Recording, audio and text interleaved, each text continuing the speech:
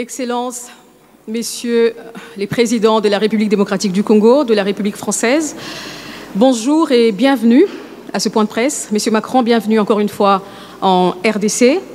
Nous allons prendre les questions des journalistes du côté français et côté congolais. Nous avons 2 questions de chaque. Mais avant cela, Monsieur le Président de la RDC, Monsieur Félix Tshisekedi, vous venez de recevoir votre homologue français pour un tête-à-tête. Est-ce qu'on peut savoir quelles sont les conclusions de ces échanges et qu'est-ce qu'on peut dire sur la relation franco-congolaise? Où est-ce que nous en sommes?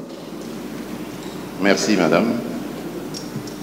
Avant toute chose, je voudrais souhaiter la bienvenue au président de la République française, le président Emmanuel Macron. Cher Emmanuel, tu nous fais un grand plaisir de venir en ce moment à Kinshasa, capitale du pays où nous sommes victimes d'une agression injuste et barbare. C'est dans le malheur, dit-on, qu'on reconnaît les amis, et le président Macron est là pour ça. Les relations entre la République démocratique du Congo et la République française sont au beau fixe. Et après la discussion que nous avons eue, le président Macron et moi, je peux dire que nous avons tracé les pistes d'une coopération encore plus importante. Vous savez que le président Macron a dernièrement esquissé les grandes lignes de sa nouvelle vision de la politique française en Afrique.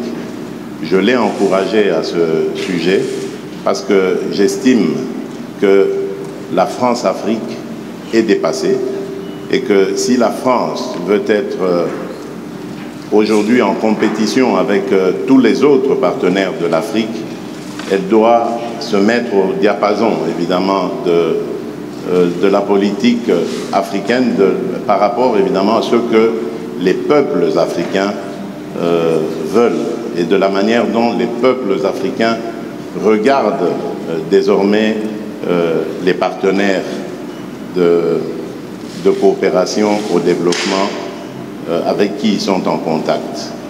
Je me suis réjoui d'apprendre de la part du président français que cette approche est aussi la sienne et que je lui laisserai évidemment le soin de préciser cela et que moi j'allais dire cela va dans le sens évidemment des intérêts de l'Afrique.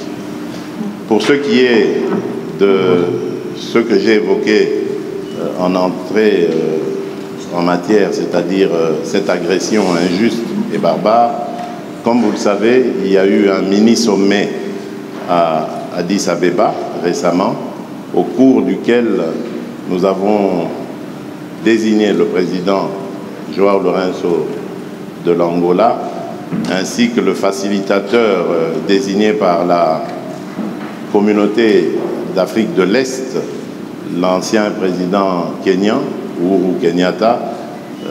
Nous leur donc avons confié la mission d'approcher les rebelles, les terroristes du M23, et le processus est en cours. Je n'en dirai pas plus. De mon côté, j'ai reçu des émissaires du président João Lourenço. J'ai eu l'occasion d'en parler au président Macron, qui lui-même a récemment visité l'Angola et rencontré le président Lourenço, et il peut aussi, s'il le veut, dire ce qu'il en pense. Moi, je reste, comme vous le savez, toujours sur ma position. Je demande à voir, parce que nous ne sommes pas au premier processus prêt. Les cessez-le-feu, nous les avons déjà décidés depuis le processus de Nairobi. Ensuite, il y a eu celui de Luanda, où il y a eu encore un cessez-le-feu plus un calendrier qui commençait le 25. Après le cessez-le-feu, il y avait le retrait jusqu'au 15 janvier, et puis ensuite le cantonnement. Rien de tout cela n'a été fait. Nous demandons à voir. Nous donnons la chance à la paix, car comme je vous l'ai dit, ma présidence elle est destinée plutôt à favoriser la cordiale entente entre les peuples, à commencer par les peuples des pays voisins. Donc je ne mettrai jamais d'entrave à tout ce qui peut aller dans le sens de respecter ou de promouvoir plutôt le processus de paix et de stabilité dans la région. Pour le reste, nous avons parlé des problèmes d'échange économique, des attentes qui sont celles de la RDC.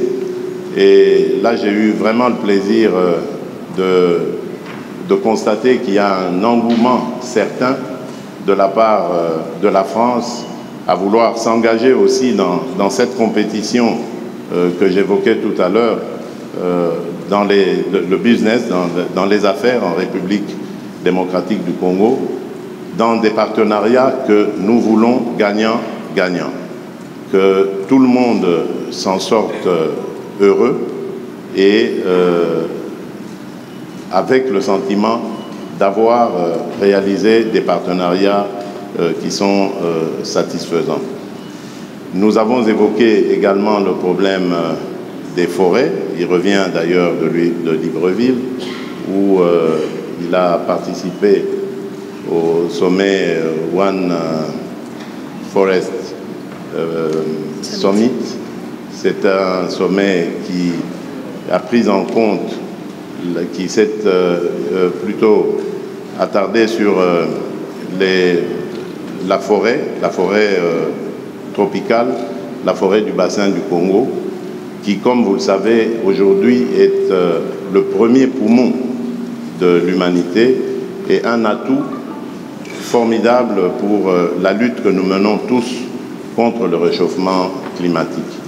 Là aussi, nous avons développé une série d'idées et nous sommes arrivés aussi à des conclusions de partenariat importants pour à la fois mettre en avant cet atout considérable qu'est la forêt, mais également comment par la transformation sur place, la transformation locale, nous pouvons créer de la richesse et des emplois, bref, une dynamique économique qui peut être favorable à nos pays.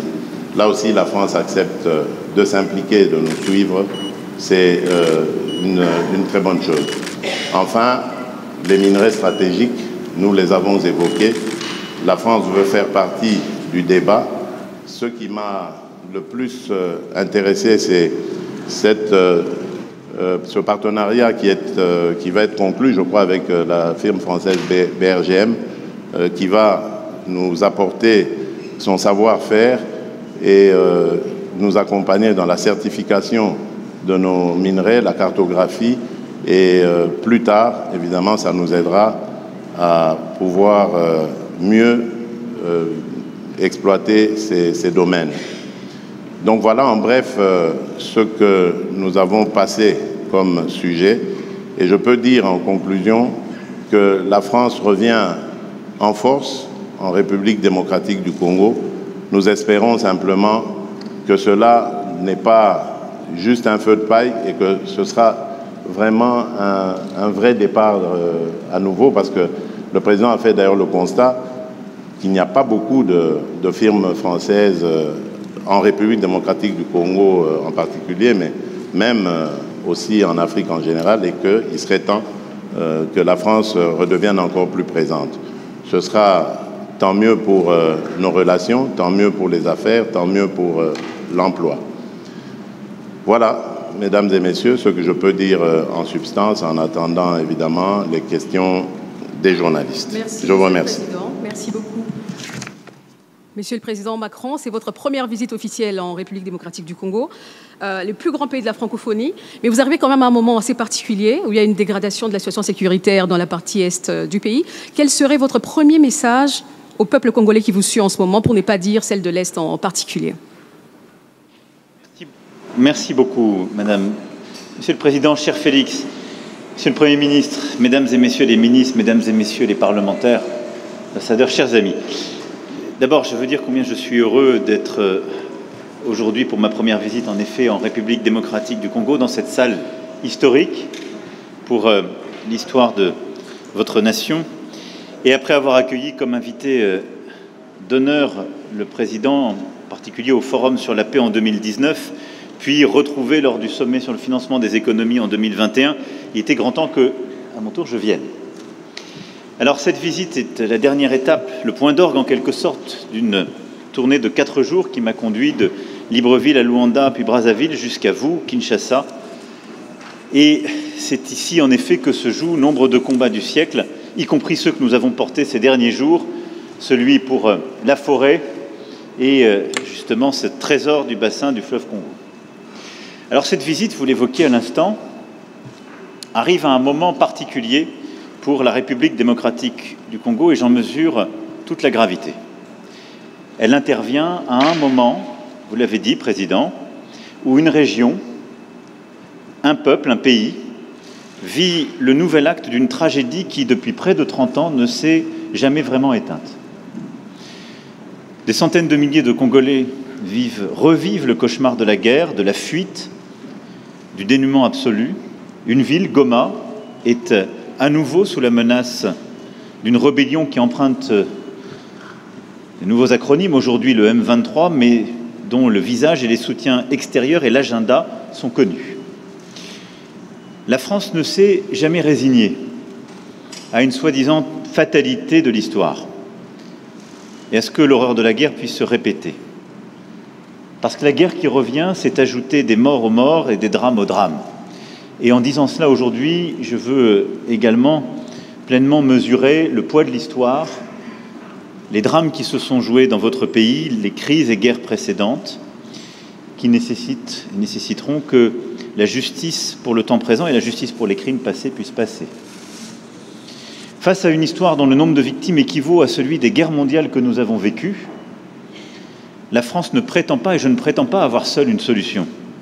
La solution est dans un réveil collectif, dans la prise de conscience qui se joue ici, qui est l'affaire de tous et de toute la région. Et aux crimes et aux tragédies qui se déroulent sous nos yeux, nous ne devons pas ajouter l'oubli et l'abandon. Alors je souhaite aujourd'hui que la France reste fidèle à son rôle d'allié indéfectible de la RDC pour défendre son intégrité et sa souveraineté. La République démocratique du Congo ne doit pas être un butin de guerre. Le pillage à ciel ouvert de la République démocratique du Congo doit cesser. Ni pillage, ni balkanisation, ni guerre.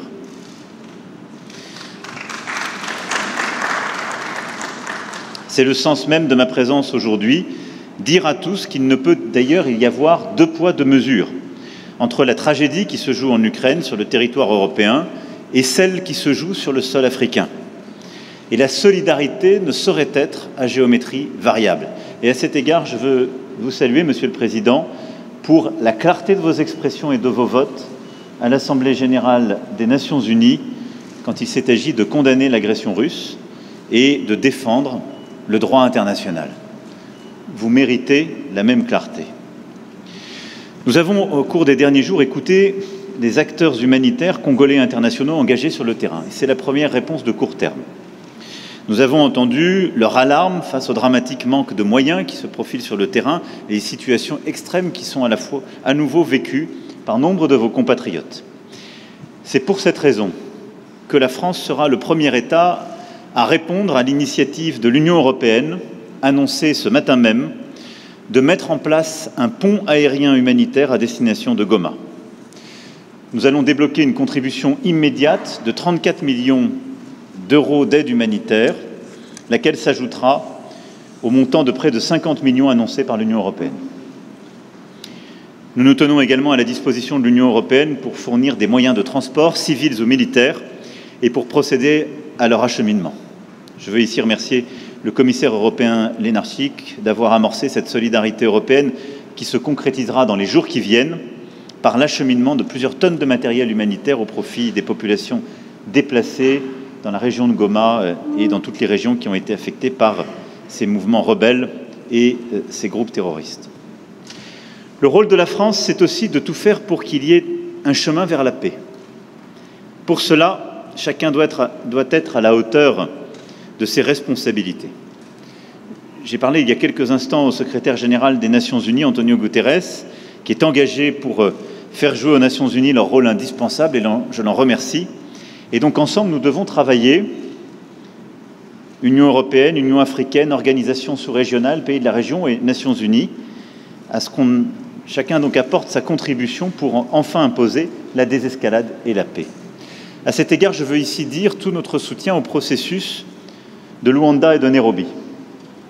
Et suite à la dernière réunion qui s'est tenue en marge du sommet de l'Union africaine à Addis Abeba, notre soutien à la médiation que vous avez confiée. J'étais hier avec le président Lourenço, nous avons eu un très long échange sur le sujet et le plan qui est aujourd'hui sur la table, qui a été agréé par tous, qui est en train d'être mis en œuvre, j'en suis convaincu, est le bon, à condition évidemment qu'à chaque étape il soit respecté et que le chronogramme qui a été décidé à partir du 28 février soit dûment respecté. Cessez-le-feu sur le terrain, mécanisme de vérification sous supervision angolaise, cantonnement du M23 sur votre sol, processus de désengagement, désarmement et réinsertion, déploiement de forces régionales, et je veux ici remercier les Kenyans, j'espère que les autres rejoindront, et je veux ici dire que nous serons évidemment mobilisés pour aider au financement, et désescalade dans un premier temps, retour à une paix durable ensuite. Tout ça est ce qui nous a longtemps manqué, mais tout ça dépend évidemment des pressions politiques, diplomatiques, économiques, pour que cela soit respecté. À cet égard, la discussion que j'ai eue avec le président, la discussion que nous avons eue avec le président Lourenço, la discussion que j'ai eue ce matin avec le président, cher Félix, et l'échange que j'ai pu avoir avec le président Kagame m'a démontré une chose: tous m'ont apporté un soutien clair au cessez-le-feu pour mardi prochain, qui est prévu dans le chronogramme, sur lequel se sont engagés aussi les représentants du M23 qui sont allés voir le président Lourenço. Nous verrons maintenant si chacun respecte la parole donnée. Mais si je dois retenir un seul motif d'optimisme, c'est que tous mes interlocuteurs adhèrent à ce plan porté par l'Angola, le Kenya, le Burundi, et je salue, cher Félix, le courage qui est le vôtre de donner une chance à ce plan et à la paix, avec une exigence légitime, c'est que tous ceux qui s'y engagent respectent la parole donnée, les rendez-vous, les dates et l'effectivité des choix pris et des promesses tenues. Il nous revient d'être collectivement à vos côtés pour faire la démonstration que ce choix est le bon. Ceux qui s'en éloigneront auront une responsabilité écrasante et s'exposeront à la sanction de l'histoire. Et dans une région où la France a su regarder en face son propre passé, nous savons combien ce poids de la sanction de l'histoire peut être accablant. Je le disais en ouverture de mon propos, cette visite en un moment de gravité est aussi une visite d'amitié, d'espoir, et le président l'a évoqué à l'instant. Et c'est un espoir légitime parce que vous êtes un grand pays, et nos deux pays ont en quelque sorte en commun aussi de voir grand. Et pour transposer un mot célèbre du général de Gaulle, le Congo ne peut être le Congo sans la grandeur. Et donc, aucun pays d'Afrique n'est plus doté que le vôtre de richesses de toutes sortes et une capacité à saisir un destin d'exception. C'est pourquoi nous souhaitons bâtir un partenariat nouveau sur plusieurs axes. D'abord, vous aider à la pleine souveraineté sur le plan sécuritaire et militaire. Nous sommes déjà les premiers partenaires en termes de formation militaire de la RDC. Nous souhaitons faire davantage parce que la condition pour qu'il y ait, dans la durée, la fin des pillages, la fin du risque de balkanisation que j'évoquais, c'est qu'il y ait le retour de l'État régalien et des conditions de cet État régalien partout sur le territoire. Nous souhaitons être des partenaires dans la durée de ce travail. Formation, équipement, capacité à être à vos côtés, ça correspond au nouveau partenariat qui est le nôtre. Deuxièmement, c'est sur le terrain économique, vous l'avez dit. Nous allons cet après-midi, dans une conférence économique, illustrer ce que je disais lundi. Nous répondons aux demandes qui sont les vôtres. On ne vient pas plaquer des solutions. On vient avec des entreprises de toute taille, de tous ordres, et beaucoup d'entreprises nouvelles. Nous assumons d'être là, y compris pour défendre nos intérêts économiques, et on le fait en amenant avec nous toutes les compétences, et y compris les Européens. Et je me félicite que 2 commissaires européens seront à nos côtés cet après-midi. C'est pas simplement la France, mais la France et l'Europe, sur la base d'un partenariat équilibré et respectueux, et des services urbains si importants pour vous, on l'évoquait ensemble, du numérique jusqu'au domaine minier, où nous souhaitons travailler avec vous pour bâtir un cadre de confiance qui permettra une exploitation au service des Congolais, dans les meilleures conditions scientifiques, permettant justement la coopération et notre expertise. C'est, je crois, la clé de ce partenariat économique qui nous permettra aussi de faire mieux. Parce que l'Afrique est un théâtre de compétition. Il faut que cette compétition se fasse dans un cadre loyal, qui serve les intérêts des populations, qui aide à lutter contre la corruption, mais où nous avons notre place à jouer, ni plus ni moins. Ensuite, après le sécuritaire et l'économique, c'est la science et la recherche. J'aurai cet après-midi l'occasion et l'honneur d'être reçu par le professeur Muyembe, découvreur du virus Ebola, dans ce fleuron de la recherche scientifique congolaise et africaine qui est l'Institut national de recherche biomédicale. Et je veux ici d'ailleurs rappeler combien la France a été engagée dans cette lutte contre le virus Ebola, avec les meilleures équipes de l'INSERM, de plusieurs de nos laboratoires, combien nos chercheurs, nos épidémiologistes sont venus. Yves Lévy avait eu cette mission confiée il y a quelques années, ici même, et je veux saluer cette coopération, mais l'INRB, dans le séquençage des virus les plus dangereux, dans la lutte contre la pandémie de Covid-19, dans la formation d'étudiants venus de toute l'Afrique, prouve tout ce qu'on peut accomplir quand notre coopération se donne les moyens. Et sur ce modèle qui est un fleuron de la coopération franco-congolaise, je souhaite qu'on aille beaucoup plus loin, et la ministre de l'Enseignement supérieur et de la Recherche pourra illustrer cette volonté dans de nombreux domaines d'échanges scientifiques et universitaires. Je souhaite aussi que nous puissions le faire dans les domaines de climat et de biodiversité, autour de la question des forêts, si importante et que vous avez réévoquée. Enfin, voir les choses en grand, c'est le voir aussi pour la culture congolaise, c'est votre puissance. Il faut l'exercer, c'est votre intérêt, c'est le nôtre, d'avoir en Afrique et dans le monde, si je puis dire, l'équivalent d'un Nigeria francophone. Les créateurs et entrepreneurs qui nous accompagnent avec la ministre amènent avec eux, outre un immense intérêt pour leurs homologues congolais, tous les outils et les réseaux pour l'aider à se développer dans nombre de domaines nouveaux. Jeux vidéo, séries télévisées, bandes dessinées, e-sport, univers virtuel. De nombreux domaines où la créativité, le génie congolais a sa place à jouer, sa vocation, et qui sont des moyens d'expression, de partage pour nos jeunesses, des moyens aussi de création, de développement de nos industries culturelles et créatives extrêmement importants. Et dans ce cadre, je veux ici dire combien, à mes yeux, la langue française n'est pas simplement un trait d'union, mais un trésor en partage dont vous êtes devenu le centre de gravité. Plusieurs présidents de la République sont venus avant moi ici pour parler de francophonie. Et lorsque François Mitterrand s'est rendu à Kinshasa en 1984, parler de francophonie, la défendait ici, la France était 2 fois plus peuplée que votre pays. Je viens ici devant vous en vous parlant de francophonie et en assumant totalement que vous êtes le premier pays francophone par votre démographie. C'est une force, une fierté, mais dont il faut tirer toutes les conséquences. C'est une communauté de langues, de valeurs, de solidarité, de progrès, d'exigence. C'est aussi une communauté de création, de dynamisme. Et je suis convaincu que la vocation qui est celle de la République démocratique du Congo est de prendre toute cette place, la première, dans la francophonie de demain. Et je souhaite qu'ensemble, on puisse bâtir les prochains rendez-vous et en particulier des annonces fortes lors du sommet pour la francophonie que nous aurons organisé en France en 2024. Merci beaucoup.